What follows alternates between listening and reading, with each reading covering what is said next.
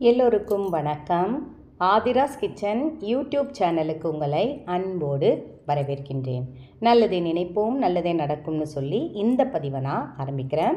பதிவுக்குள்ளே போகிறதுக்கு முன்னாடி நம்ம சேனலை இது வரைக்கும் சப்ஸ்கிரைப் பண்ணலைன்னா மறக்காமல் சப்ஸ்கிரைப் பண்ணி வச்சுக்கோங்க. வறுமை, தரித்திரம், கடன் தொலைந்துவிடும். மாதத்தில் ஒரு நாள் வளர்பிறையில் செய்தால் போதும். மகாலட்சுமியும் குபேரனின் முழு அருளும் கோடீஸ்வர யோகம் உண்டாகும் அப்படின்னு தலைப்பு போட்டிருக்கேன் இல்லைங்களா? அது என்னென்னு பார்க்கலாம்.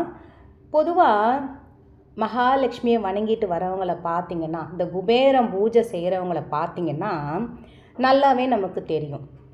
ஆனால் சொல்ல மாட்டாங்க, நான் இந்த பூஜை பண்ணுறேன். இந்த குபேரன் பூஜை ராத்திரியில் இரவு நேரத்தில் 6 மணிக்கு மேலே செய்வாங்க. விளக்கு வச்ச பிற்பாடு செய்கிறது உண்டு. நிறைய பேர் சந்திரன் ஆதிக்கம் இருக்கிற நேரத்தில் அந்த குபேர பூஜையும் மகாலட்சுமியின் முழு அருள் நமக்கு கிடைக்குன்றதுக்காக அந்த நேரத்தில் நம்ம இந்த பூஜை பண்ணுவாங்க. நிறைய பேர் நம்மகிட்ட சொல்ல மாட்டாங்க. ஆனால் நீங்கள் இந்த மாதிரி வறுமையாக இருக்குது, ஒரு வறட்சியான நிலையாக இருக்குது, ஒரு 10 தேதிக்கெல்லாம் கையில் பணம் இல்லாமல் போயிடுது, ரொம்ப கஷ்ட நிலையாக இருக்குது, கடன் தொந்தரவு அதிகமாக இருக்குது, ரெண்டாவது இந்த தரித்திர நிலையாக இருக்குதுன்னு எல்லாமே ஒன்று தான் வச்சுக்கோங்களேன். இதெல்லாம் இருக்குதுன்னு நினைக்கிறவங்க இப்போ ஒரு தொழில் செய்கிறோம், அந்த இடத்துலையும் நமக்கு ஒரு இம்ப்ரூவ்மெண்ட்டு வேணும், கண்டிப்பாக வேணும். நம்மளுடைய வேலையில் நம்ம காட்டுற அந்த முக்கியத்துவம் ரொம்ப முக்கியமானது. நீங்கள் செய்யும் தொழிலே தெய்வம் அப்படின்ற மாதிரி மனசில் நினச்சிக்கிட்டு இந்த விஷயத்தை நீங்கள் செய்யுங்க. ரெண்டாவது, விடாமல் வாரம் ஒரு முறையாவது கோவிலுக்கு போயிட்டு வரணும். சில பேர் பார்த்திங்கன்னா நல்லா பாருங்களேன், தினந்தோறும் கோயிலுக்கு போவாங்க. அந்த பெண்களாக இருந்தால் அந்த மாதவிடாய் சமயத்தில் அந்த 3 நாட்கள் மட்டும் நின்றுடுவாங்க. மற்ற நாட்களில் தினந்தோறும் கோவிலுக்கு போயிட்டு வந்தால் நம்மளுடைய கர்மாக்கள் குறைய ஆரம்பிக்கும். ரெண்டாவது, இந்த வறுமை, தரித்திரம், கடன் எந்த பிரச்சனையாக இருந்தாலும் கொஞ்சம் கொஞ்சமாக குறைய ஆரம்பிக்கும். அது கூட இந்த ஒரு விஷயத்தை நான் சொல்கிறேன். இந்த விஷயத்தை சப்போஸ் எங்கள் வீட்டு பக்கத்தில் கோவில் இல்லைம்மா அப்படின்னு நினைக்கிறவங்க, நம்ம வீட்டு பூஜை அறையே கோவிலாக பாவிச்சு தினந்தோறும் விளக்கேற்றுங்க. உங்களால் எப்போல்லாம் முடியுமோ அப்போல்லாம் காலை மாலை 2 வேளையும் விளக்கேற்றுறதை மட்டும் விட்டுடாதீங்க. முழு நம்பிக்கை வைங்க தெய்வத்து மேலே. கண்டிப்பாக நமக்கு நல்லது மட்டுமே நடக்கும். நம்ம எப்பவுமே எந்த ஒரு விஷயமும் பனி போல் விலகுது என்னன்னு தெரில, எனக்கு திடீர்னு ஒரு தலை பிரச்சனை வந்தது, தலைப்பாகையோடு போயிடுச்சு அப்படின்றோம் இல்லைங்களா? அந்த பிரச்சனையெல்லாம் நமக்கு விலக ஆரம்பிக்கும். இப்போ நீங்கள் இந்த விஷயத்தை எப்போ செய்யலாம் பார்த்தீங்கன்னா, ஏன் நான் வளர்பிறை போட்டிருக்கேன்னா, இன்றைக்கெல்லாம் வளர்பிறை தான். இன்றைக்கி இந்த வருகிற பௌர்ணமி வரைக்குமே நம்மளுக்கு வளர்பிறை தான். அதனால் வளர்பிறையில் இந்த விஷயத்தை நீங்கள் விளக்கேற்றி வச்சுருங்க. முக்கியமாக அது ஒன்று. ஏன்னா நம்ம காலையில் எழுந்து பிரம்ம முகூர்த்தத்தில் கூட இதை செஞ்சிங்கன்னா ரொம்ப ரொம்ப நல்லது. பிரம்ம முகூர்த்தம் என்பது காலைல 3 மணிலேருந்துன்னு கூட ஆரம்பிக்கும். நீங்கள் ஒரு 4 மணி இல்லை 5 மணி கூட எழுந்துருங்க, குளித்து முடிச்சுருங்க, விளக்கு ஏற்றி வைங்க.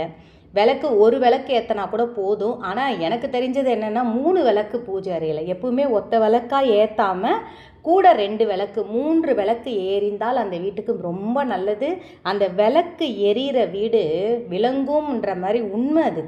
நீங்கள் ஒரு வாரம் 10 நாள் நம்மலாம் இந்த ஏதாவது ஒரு இறப்பு நடந்துடுச்சுன்னா ஒரு 16 நாள் நம்ம விளக்கேற்ற மாட்டோம் இல்லைங்களா? அப்போ பார்த்திங்கன்னா நம்ம வீட்டில் ஒரு கஷ்டமான ஒரு சூழ்நிலையே நிலவர மாதிரி இருக்கும். அதனால் எப்போவுமே நீங்கள் அந்த ஒரு விஷயத்துக்கு மட்டும்தான் அந்த மாதிரி. அப்போ கூட பாருங்களேன், அங்கே நம்ம இறந்தவருடைய படத்துக்கு முன்னாடி விளக்கேற்றாமல் இருக்க மாட்டோம். தினந்தோறும் அவங்க படத்துக்கு முன்னாடி விளக்கேற்றுவோம், அவங்களுக்கு சாப்பாடு செய்வோம், எல்லாமே அந்த செஞ்சு வச்சு காக்காவுக்கு வச்சுட்டு தான் சாப்பிடுவோம் இல்லைங்களா? அந்த மாதிரி இந்த ஒரு விளக்கை ஏற்றி வச்சுட்டு காலையில் பிரம்ம முகூர்த்தத்தில் இதை நீங்கள் செய்யுங்க. செஞ்சு எந்த இடத்துல வைக்கணும்னு நான் சொல்கிறேன். அது ரொம்ப முக்கியம். அது கூட ஒரு பொருள் ஒன்று ஆட் பண்ணணும், அதையும் சேர்த்து வச்சு இதை மாதிரி நீங்கள் செஞ்சிங்கன்னா நிச்சயமாக சொல்கிறேங்க, ஒரு சில விஷயங்கள்லாம் நம்ம செய்யும் பொழுது பாசிட்டிவ் வைப்ரேஷன். நம்ம பணம் கொடுத்து தான் அந்த தாயத்தை வாங்கணும், பணம் கொடுத்து தான் அந்த தகடை வாங்கணுன்றது இல்லாமல் சில விஷயங்கள் நம்ம கிளிக் ஆகிடும். சொல்லுவாங்க இல்லைங்களா, 1 கோடி செலவு பண்ணுவாங்க ஆனால் உடல்நிலை சரியாகாது, ஆனால் ₹1 செலவு பண்ணால் அதில் சரியாயிடும்னு சொல்லுவாங்க. அந்த மாதிரி நான் கொஞ்சம் மஞ்சள் போட்டு ஒரு தட்டில், பீங்கான் தட்டு தான் அதில் எடுத்துருக்கிறேன். அது கூட என்ன பண்ண போகிறேன்னு பார்த்தீங்கன்னா, நூல் இருக்குது இல்லைங்களா, அந்த நூலை மஞ்சளில் நனைச்சி வைக்கணும். மெயினாக அதுக்கு தான் அந்த பன்னீர் கலந்து அந்த மஞ்சள் எப்பவுமே நம்ம வீடு சுத்தம் பண்ணும் போது கூட ஒரு துளி மஞ்சள் போட்டு வீடை தொடங்க. ஏன்னா ஏதாவது ஒரு தீட்டு திடுக்கு யாராவது நம்ம வீட்டுக்கு வந்துட்டு போய்க்கிறாங்க, அவங்க தீட்டு திடுக்கோடு இருந்தாங்கன்னா நம்மளுக்கு எந்த பிரச்சனையும் வராது. அதற்காக அந்த துடைக்கிற தண்ணியில் மஞ்சள் கலந்துக்கோங்க. ஒரே ஒரு ட்ராப் உப்பு, அதுக்காக உப்பை ரொம்ப அள்ளி போடணும்னு அவசியம் இல்லை. ஒரு ட்ராப் உப்பு, ஒரு ஒரு ஒரு துளி மஞ்சள், அது ரெண்டும் கலந்துட்டிங்கனாலே நம்ம வீட்டுக்கு சகல ஐஸ்வர்யமும் வந்துடும். ஆட்டோமேட்டிக்காக நம்ம வீட்டில் இருக்கிற அந்த கெட்டதெல்லாம் அந்த நமக்கு துடைக்கிறோம் இல்லைங்களா மாவு போட்டு, அதோடையே அந்த இதெல்லாம் போயிடும். நீங்கள் இதை ஒரு முறை ட்ரை பண்ணி பாருங்களேன். ஒரு வாரமும் நம்மளுக்கு நல்ல ஒரு இம்ப்ரூவ்மெண்ட் தெரிய ஆரம்பிக்கும். இப்போ இந்த நூலை சரி பண்ணி வச்சுட்டேன், மஞ்சளில் நினச்சி வச்சுட்டேன். நீங்கள் கொஞ்சம் காய வச்சு கூட வச்சுக்கோங்க. ஏன்னா இது பணத்துக்கு கூட இதை நம்ம பண்ண போகிறோம். அதனால் அந்த மஞ்சள் நூலை, இல்லைம்மா நான் ஏற்கனவே தாலி கயிறு மஞ்சளில் இருக்குதுமா அதில் பண்ணலாமான்னா பண்ணக்கூடாது. இந்த மாதிரி மஞ்சளில் நினச்சி நூலை எடுத்து மஞ்சளில் நினச்சி தான் எப்பவுமே இந்த கலச சொம்புக்கெல்லாம் பார்த்தீங்கன்னா மஞ்சள் நூல் சுற்றுவாங்க பார்த்தீங்களா, அந்த வெள்ளை நூல் சுற்றிட்டு கூட அது மேலே மஞ்சளில் பொட்டு வைப்பாங்க. அந்த மாதிரி ஒரு மனசில் நினச்சிக்கோங்க. எப்பவுமே நல்லதே நினைப்போம். கலசம் அந்த எதிர்க்க வந்தால் நம்மளுக்கு அதெல்லாம் நல்லதுன்றீங்களா, பசு எதிர்க்க வந்தால் நல்லது, அந்த மாதிரி இந்த ஒரு விஷயம். இப்போ அதுக்கு மேலே நான் என்ன பண்ண போகிறேன் பார்த்தீங்கன்னா, ஒரு தட்டு மேலே வச்சே செய்யுங்க. உங்கள்கிட்ட தாம்பூலத்தட்டு இருந்தால் ரொம்ப நல்லது, இல்லைன்னா இந்த மாதிரி பீங்கான் தட்டு இருந்தாலும் நல்லது. இதை எப்படி பண்ணால் நம்ம கிழக்கு பார்த்தே உட்காந்துக்கோங்க. நீங்கள் சாமி அறையை நோக்கி உட்காந்துக்கிட்டால் போதும். இது நான் படத்தில் காமிக்கிறது சுருள் பட்டைன்னு சொல்லுவாங்க. பட்டையிலே எத்தனையோ விதம் இருக்குது. ஆனால் இது சுருண்டு இருக்கும். இது உள்ளே பார்த்தீங்கன்னா நல்லா சுருளாக இருக்கும், சுருண்டு இருக்கும் இந்த பட்டை எடுக்கும் பொழுதே ஒரு மனம். இந்த பட்டை எங்கெல்லாம் இருக்குதோ அந்த இடத்துல பணம் சுருண்டு வரும்னு சொல்லுவாங்க. அந்த சுருள் பட்டைன்னு கேளுங்க, கடையில் கிடைக்கும். மல்லிகை சாமான் கடையிலேயே கிடைக்கிது. இது ஒன்றும் ரொம்ப தூரம்லாம் நீங்கள் போகணுன்னு அவசியம் இல்லை. நம்ம சாதாரண மல்லிகை கடையிலே இந்த சுருள் பட்டை கிடைக்கிது. இதை வாங்கிக்கோங்க. ஒரு சுருள் பட்டை இருந்தால் கூட போதும். அது கூட ஒரு விஷயம் நம்ம பண்ணணும். என்னென்னா, இப்போ நான் ஒரு 100 ரூபாய் தாள் எடுத்திருக்கேன். நான் எப்பவுமே சொல்லுவேன் இல்லைங்களா, 100 ரூபாய் தாளெல்லாம் செஞ்சு காட்டுறேன். நீங்கள் 500 ரூபாய் தாள் இருந்தாலும் அதில் செய்யலாம். இந்த மாதிரி 100 ரூபாய் தாளில் இதில் நான் ஒரு விஷயம் வைக்க உங்கள்கிட்ட வீடியோவில் காமிக்க மறந்துட்டேன். ஒரு பச்சை கற்பூரம். கண்டிப்பாக அந்த பச்சை கற்பூரம் அந்த ரூபாய்க்குள்ளே வச்சு சுற்றுங்க.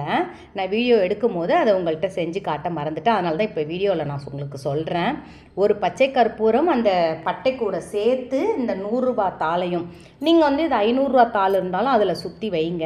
இந்த மாதிரி நூல் போட்டு அந்த மஞ்சள் நூல், அந்த சுருள் பட்டை, அந்த ரூபா நோட்டை சுற்றி வைக்கிறது, ரெண்டாவது அது கூட பச்சை கற்பூரம், இது எல்லாம் சேரும் பொழுது அந்த இடத்துல என்ன ஆகும், ஆட்டோமேட்டிக்காக வறுமை தொலையும், ஆட்டோமேட்டிக்காக அந்த கடன் அடையும், ஆட்டோமேட்டிக்காக அந்த தரித்திரம் தொலையும். நம்மள்கிட்ட அந்த பண வரவு என்பது சுருண்டு நிறைய பேர் பாருங்களேன், அந்த பணத்தை சுருட்டி வைப்பாங்க.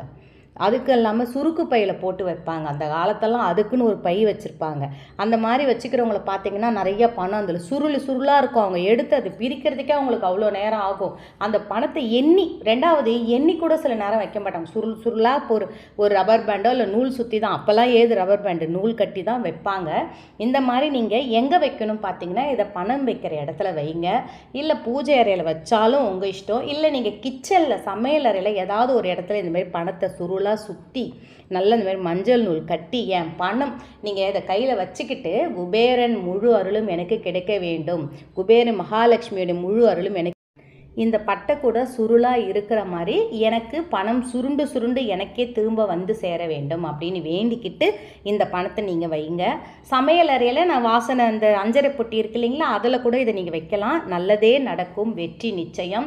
இதை அப்புறமா எடுத்து செலவு பண்ணிக்கலாமான்னா தாராளமாக செலவு பண்ணிக்கலாம், எந்த தவறும் கிடையாது. இதை செஞ்சு வச்சாலே நம்ம வீட்டில் சகல ஐஸ்வர்யமும் பெருக ஆரம்பிக்கும். வெற்றி நிச்சயம். நான் இன்னொரு வீடியோவோட உங்களை நான் மீட் பண்ணுறேன்.